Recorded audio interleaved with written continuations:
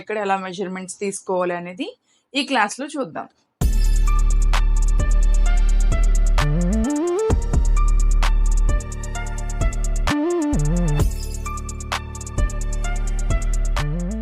So ఇప్పుడైతే shoulder ఏంటో చూద్దాము. షోల్డర్కి ఇక్కడ ఈ జాయింట్ నుంచి ఈ జాయింట్ వరకు చూడాలి. యాక్చువల్గా ఇక్కడైతే మీకు ఇలా అనుకుంటే ఇక్కడ బోన్ తగులుతుంది.